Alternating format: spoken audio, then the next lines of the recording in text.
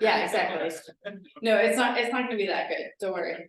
All right, so this week we are rounding out our 5-week series on be something for God. And so each week we have been discussing another thing that Romans 12 kind of encourages us to take on or to exemplify for God.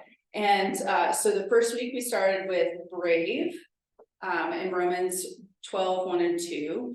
The next week we're talking about being grateful as a way of serving God in Romans 12, 3. The next week was Romans 12, 4 through 8, and that was kind of be real.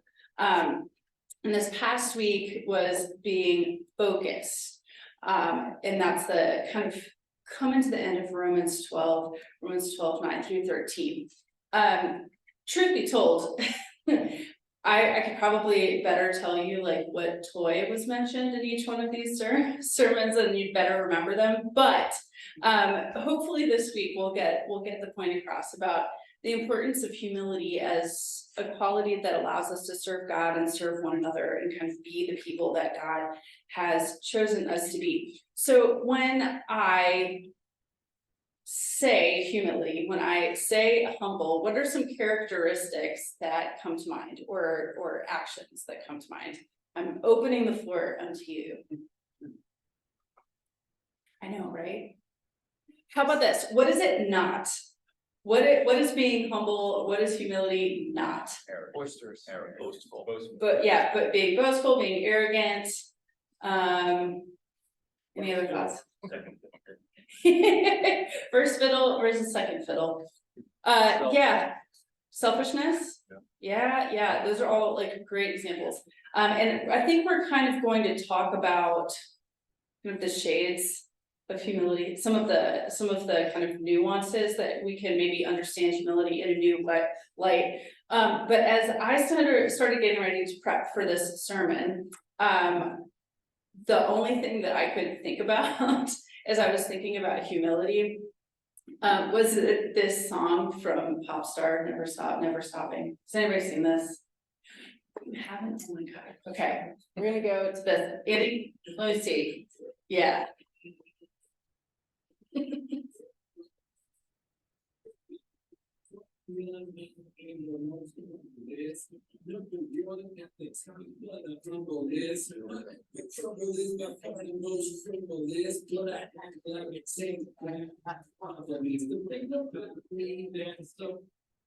All right, no, that's okay. I'll some of the words might have been hard for you to hear, but the next line is, the thing about me that's so impressive is how infrequently I mention all of my successes. I poo-poo when people say that I should model. My stomach's full from all the pride I swallow. Yeah. Yeah. So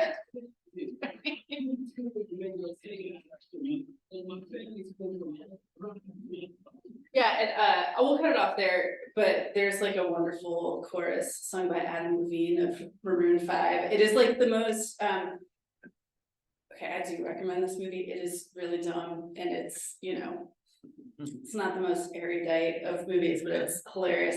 And this is my favorite song from it. And like the whole premise, right, is this guy just like crowing about how humble he is.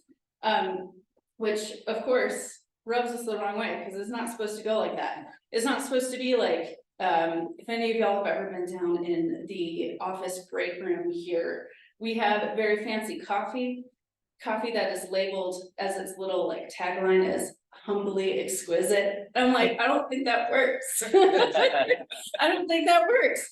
So as I've been prepping for this sermon, which we'll get to in a minute, this is what I've had running through my head the whole time. This idea of humility being something that we know we ought to have, but it's really hard to figure out how to encourage it, right? Because demonstrating humility should in some ways be invisible, right? I mean, maybe not totally invisible, but it's not the kind of thing that it's really easy to put on a pedestal. And so in our discussion today, that's kind of going to be one of the things I'm going to encourage you to do, which might be a little bit of racking your brain, it might be a little bit of arguing at your table, but thinking a little bit about how we can encourage humility without making it like this. So we'll be struggling with this idea a little bit here today, the idea of what it means to be humble, what humility actually looks like. And so what we'll do today is kind of juxtapose a couple of interpretations of what humility looks like from scripture. So naturally, we will kind of go through the end of Romans as we were kind of intending to do, to close out that Romans 12 chapter and hear a little bit about what Paul tells us about what humility means. But first, actually, I'm going to give you some definitions. I know Webster's dictionary defines humility as these are the ideas I want you to keep in your head as we start out here. So some definitions of what it means to be humble is to have or show a modest or low estimate of one's own importance, of low social, administrative, or political rank. If it is speaking about a thing, it is of modest pretensions or dimensions. And then I think the one I prefer most actually comes from Merriam-Webster, which is reflecting, expressing, and offered in a spirit of deference or submission. We'll see how those kind of play out in the scripture verses that I'm going to bring to you today. So let's hear a little bit about what Paul thinks humility might be for us as we round out Romans 12. Paul writes to the church in Rome, he says, "Bless your enemies, no cursing under your breath. Laugh with your happy friends when they're happy. Share tears when they're down. Get along with each other. Don't be stuck up. Make friends with nobodies. Don't be the great somebody. Don't hit back. Discover beauty in everyone. If you've got it in you, get along with everybody. Don't insist on getting even. That's not for you to do. I'll do the judging, says God. I'll take care of it." So what are, so if I just throw it out to you, yes, these are some of the things that I would imagine we can kind of infer from those readings, right? So humility is going to be something that requires us to have kind of a realistic and authentic assessment of who we are, what our skills are, what our strengths are, what they are not, and to be able to assess that around others as well, comparatively. It's also going to require us, according to this passage, to be in solidarity with one another, right? So it's not just about my experience, it's not just about what I'm doing, you have to be able to kind of defer to the group in a certain way, or be able to, I guess, accept the idea that it's not entirely about you all the time. And then finally, and kind of along with that is this idea of needing to put the needs of the group over the needs of the one or of the self. So that's a pretty kind of, I think, reasonable and logical depiction of what humility might look like according to kind of the definition that we encounter most of the time. But in the name of humility, I will tell you that this isn't really what you're going to hear preached about on Sunday. So I think part of humility too is also being able to ask for help when you need it. And so I am not preaching for you on Sunday as I was supposed to be. My mom has been having some pretty serious health issues and underwent quadruple bypass surgery last week. And so this Sunday, when I'm supposed to be preaching, I will not be here. I'm going to go up and see her. Instead, Garrett's going to preach for you, which will also be lovely. But here's the thing. He's not preaching on Romans 12, but he's going to talk about humility through an entirely different doorway. So, having discussed all of these basic things, let me invite you into a different picture of humility. And granted, I will not do it nearly the justice that Garrett will do on Sunday, but this is just to get your brains going a little bit. Okay, so this Sunday, Garrett's going to be preaching on the story of Jesus walking on water, right, out of Matthew 14. And this might not strike you immediately as a passage that has anything to do with humility, but we'll get there. Don't worry, just hang on tight. It's gonna be good. So this comes from Matthew 14. I'm gonna read you this time from the NRSV translation. We've been in the Message translation of Romans 12 this whole series, but this is from the NRSV starting in chapter 22. Immediately, Jesus made the disciples get into the boat and go on ahead to the other side while he dismissed the crowds. And after he had dismissed the crowds, he went up to the mountain by himself to pray. When evening came, he was there alone, but by this time, the boat, battered by the waves, was far from the land, for the wind was against them. And then early in the morning, he came walking toward them on the sea. But when the disciples saw him walking on the sea, they were terrified, saying, "It is a ghost!" And they cried out in fear. But immediately Jesus spoke to them and said, "Take heart, it is I, do not be afraid." And Peter answered him, "Lord, if it is you, command me to come to you on the water." And he said, "Come." So Peter got out of the boat, started walking on the water, and came towards Jesus. But when he noticed the strong wind, he became frightened, and beginning to sink, he cried out, "Lord, save me." And Jesus immediately reached out his hand and caught him, saying to him, "You of little faith, why did you doubt?" When they got into the boat, the wind ceased, and those in the boat worshipped him, saying, "Truly, you are the Son of God."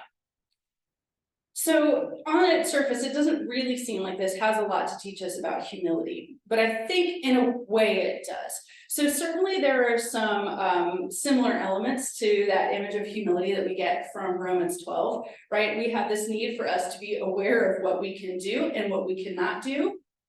But this time, Matthew is also introducing into the mix this idea that we need to also trust in God's estimation of what we can do. Jesus never would have commanded Peter to walk upon the water if he didn't have confidence that Peter could walk upon the water. It was not an intended, it wasn't a gotcha. It was not intended to be this like a comedic moment of, this is about helping someone step out in faith and encouraging them. And so one of like Peter's missteps here is not just a lack of faith, but it's a lack of the humility to be able to see, hey, maybe I don't have the best understanding of what I am capable of. Maybe trusting in God is in fact a way of humbling myself to God's will. So that's kind of the next thing that we see, humility as trust in God, knowing that God has power over our lives and the lives of all those around us, that God's will is ultimately the driver underneath everything that goes on, and that God is capable of empowering us in ways that we might not conceive of immediately, right? And I think this is kind of an interesting way to think about the need to be humble. I've been working with a women's group here that is doing a study on the Beatitudes, and this week we were talking about that first blessing in Matthew 5, blessed are the poor in spirit. And we were kind of debating what we think that means, like what it is. We're talking about like physical poverty, spiritual poverty, what is spiritual poverty?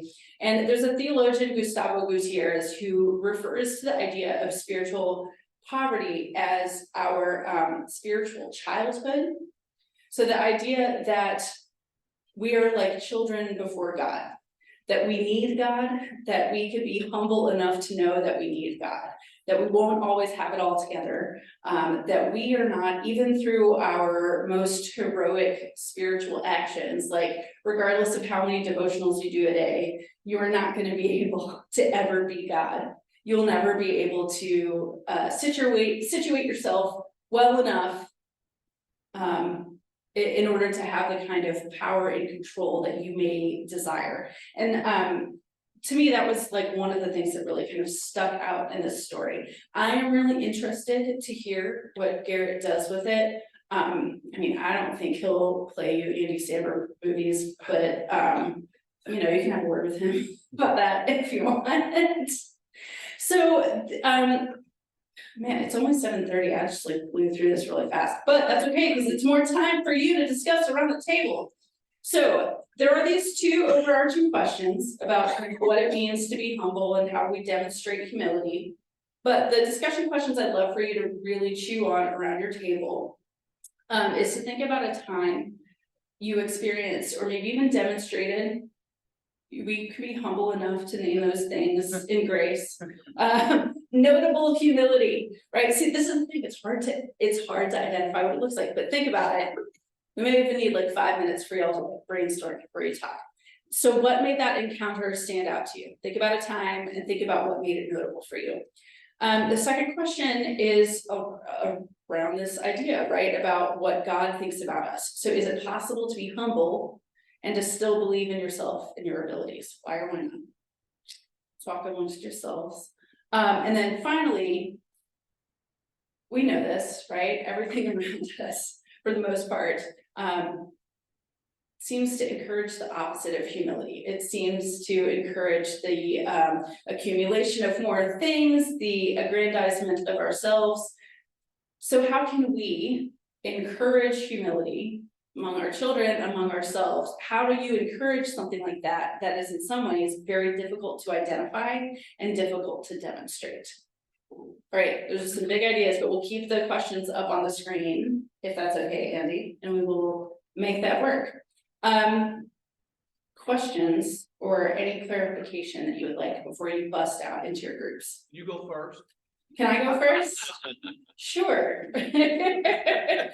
No, I need to think about it too. I did not come preloaded with an example of humility. Anything else? Anything else I can clarify for y'all? Did you talk about why